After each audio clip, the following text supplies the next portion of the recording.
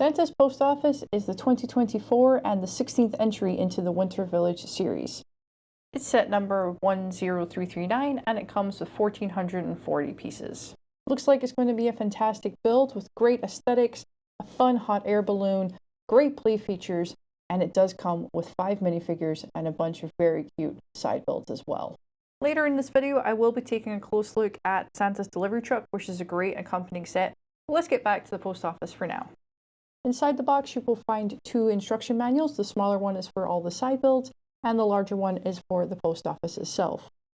You'll also find a small sticker sheet, and there are 10 build stages for this set. Build experience begins by putting together all the side builds in the set. As I mentioned, the side builds do have their dedicated instruction booklet. It covers 2 build stages and is ideal if you're building this family style to be given to the more junior builder of the team. Of course, we have the Christmas tree, which is in every Winter Village set, and again, it's a new design. I think this one is really effective and looks actually very good. I like the way that the studs are at the bottom to be the baubles. It's something a little bit different from builds that I've seen previously. The little ice fishing scene is very cute, especially because it contains a seal and it has an elf. And basically he's either fishing for fish or, of course, trying to retrieve some letters that maybe fell in the water pond. It's a cute build, it's very effective, and I like the fact we used the shimmery pieces there to create the ice. Of course, we need a way from getting to the post office to the ice, and the little sled side build fits that role perfectly. I like the fact that we have here the black hockey sticks to act as the rails. I've only really seen that piece in white before. I'm not sure if it's a new recolor or just new to me, but it looks really effective. On the front of the sled, we have a print piece there for the letter and a little present. So it's a pretty nice little build, actually. The signpost is very well executed. This is all sticker elements you see here. Nothing here is printed. But I do like the fact that it is sort of a throwback to previous sets. I don't actually have the workshop, but I do have the clubhouse. So it's sort of nice to have that sort of tie-in and help, again, create a scene in the Winter Village. Final side build is a little play feature. I think based on the fact that the carts are green and red, it is to sort the incoming letters from naughty and nice children. It actually works really well. The lever is very smooth. It was quite easy to put together. Nothing complicated in the building techniques on this one. My only critique is that I wish there was a way to anchor the carts to the letter sorter itself, because the letter sorter will actually anchor into the build, which we'll see later. But if you have it sitting, it's very easy for those carts to roll away. Other than that, very satisfying. And of course, the fact that it's used primary colors to sort of make everything bright and happy. Looking at the main build, my overall impression hasn't actually changed during the build process. Sometimes you see something on a box and then you build it and you have a greater sort of appreciation for it, or it actually lets you down. This is a set where it's very much what you see is what you get. That isn't necessarily a criticism of the set, it's just something that I think is worth pointing out. For example, I really like it when you're building a set and you find some unusual part usage, basically where common parts are used in unconventional ways to create something that you wouldn't expect. And in this set, I think there really is only one element of that, and it's something you can see from the box, and it is the horn on the front of the post office. I really love the way it's constructed. I think it's very clever and highly effective, but it is about the only instance of that sort of exciting technique that you will find in this set. Other than the hot air balloon, the heart of the set is absolutely this mail sorting play feature. The mail sorting system consists of 2 chutes. One comes from the hot air balloon and the other comes from the room at the top of the post office. Once it comes down, it goes into the mail sorter and is supposed to be sorted into naughty and nice cards.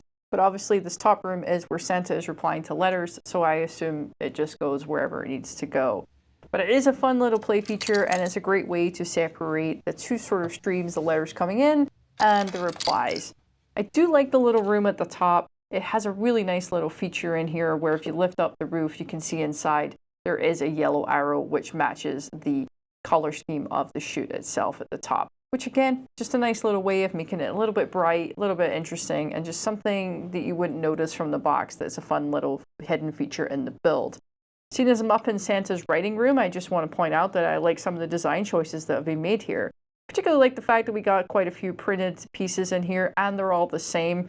So it seems like they're all coming from Santa. That 2x2 tile is a sticker piece, and you can see on it that it is signed from Santa Claus, which is pretty nice. And then we've got the little, wax stamp next to it, as well as a quill and a nice candle so Santa can see what he's doing while he's up there. While I'm inside, I may as well continue to look at the interior, which is 7 studs deep. And overall, the impression is it feels very bare, which is a shame because there actually are quite a lot of details and print pieces and little micro builds in here that have a lot of detail and character. It's just kind of lost with those beige studs showing at the bottom. So looking at those details on the ground floor, we have a very cool coffee maker, which is a really nice little build. We also have a nice stack of boxes and packages and letters in the corner. And those are print elements, and it's nice to see the variety of print elements they have in the letters in this set. In the center room, we have a mantle that has the ledger of how many good cards of letters they have versus bad, and looks like the good guys are winning, so that's encouraging. The ledger and the cover of the book itself are both sticker elements. Across from that, we do have a mail sorter, which just completes the interior of this room, which is the hub of the post office. My favorite room is next to it, and this is Santa's reading nook. There's a ton of details in here, and luckily it is pretty easy to take the roof off to get a good look at it. But inside this room, we have a very comfortable chair, a globe, a bookcase, and then a side table with a candle and some lists and some unopened letters at the front as well. It's really nice how it's tiled off to give that carpet cozy feel. One of my favorite features though is this inside out fireplace, which of course doesn't actually make sense. It wouldn't work in real life, at least I don't think so. I have a feeling the wind would come and blow that out.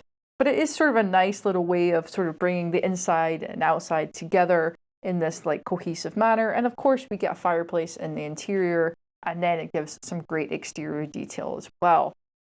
I will point out though, because I do have a fairly logical mind, that I will have to move this snowman because he's sitting right next to the fireplace and I don't want the snowman to melt. The fireplace is probably my favorite part of the exterior too, which I think is probably a strange choice as it's not where your eye is naturally drawn.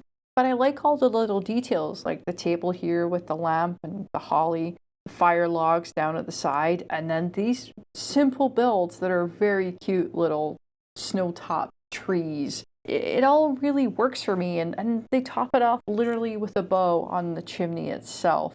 The details continue on the exterior. For example, here would be used leaf elements and red studs to create that Christmas look. As well as the horn that I pointed out before, we also have these icicles that come down just to give that winter look too. And we do have more of those trees at either side of the archway for the door.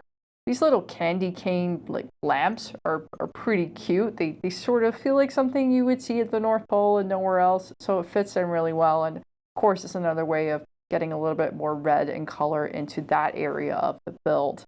I like the choice of the tan with the sand blue and then the darker blue to give it that accented color. There is some really nice detail at the top here with done with snot work with tiles on top to create that little decoration.